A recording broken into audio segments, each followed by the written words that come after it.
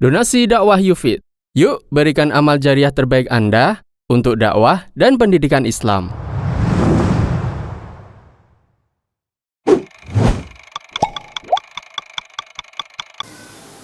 Yujahiduna fi sabilillahi wa la yakhafuna laumata laim. Di antara sifat mereka, mereka tidak takut celaan orang yang mencela. Orang yang cinta kepada Allah dan Allah cinta kepada dirinya, maka dia tidak takut celaan orang yang mencela kalau memang dia berada di atas kebenaran. Ya, jangankan dicela oleh orang dengan lisan mereka. Dia terbunuh karena membela kalimat Allah, maka dia rela dan tidak takut.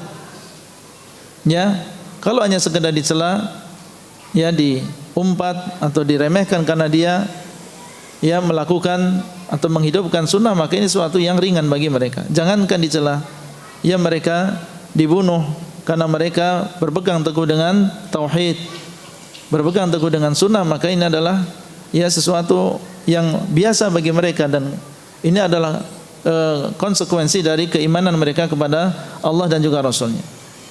Maka sikap seorang wali di antara wali-wali Allah, mereka tidak takut terhadap celaan orang yang mencela, tetapi mereka bersabar. Dan bukan berarti di sini seseorang berdakwah sembarangan. Yang namanya dakwah seperti jihad, dia juga memiliki apa? Aturan. Ya, dakwah harus didasarkan ilmu. Ya, kemudian dakwah harus asalnya adalah lemah lembut kepada sesama. Innar rifqa la yakunu fi syai'in illa zanah.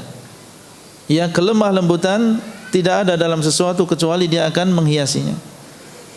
Allah SWT menyuruh Nabi Musa dan juga Nabi Harun untuk berlemah lembut kepada Fir'aun.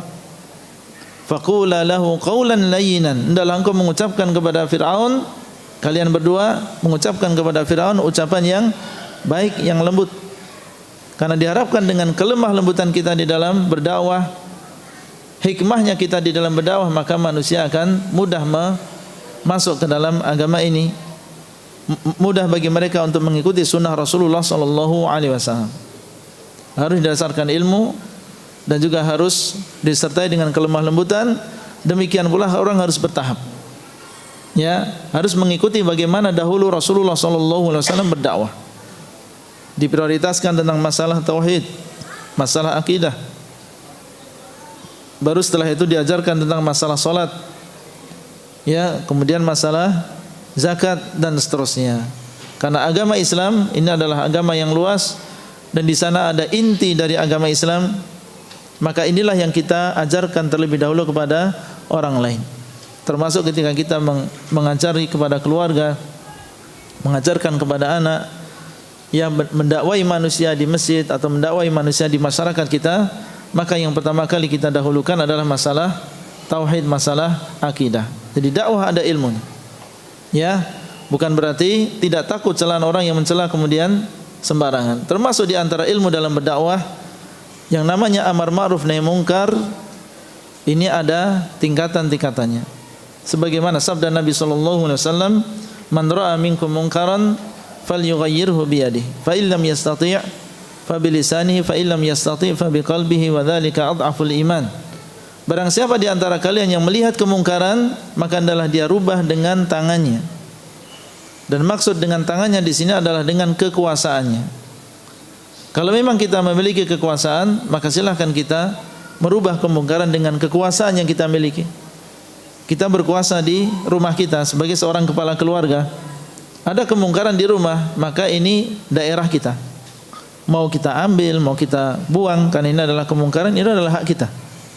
Ya, karena ini ada di dalam kekuasaan kita. Barang siapa yang melihat kemungkaran, hendaklah dia mengubah dengan tangannya. Kalau tidak mampu, maka dengan lisannya. Berarti seseorang apabila tidak memiliki kekuasaan, ya, maka dia jangan merubah kemungkaran dengan kekuasaan, karena dia tidak memiliki. Yang bisa dia lakukan adalah dengan lisan. Ya, kalau memang dia berilmu, dia sampaikan dengan lisan. Dia tidak bisa merubah dengan tangannya, dengan kekuasaannya, maka dia nasihati dengan lisannya. Mungkin dengan nasihat ini akan sampai kepada dia dan dia merubah sendiri.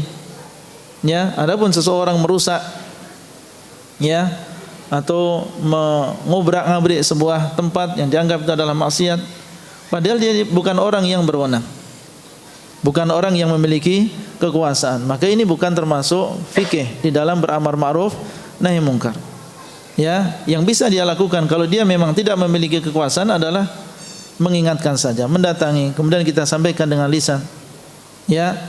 Kemudian kalau tidak mampu dengan lisan maka dengan hatinya.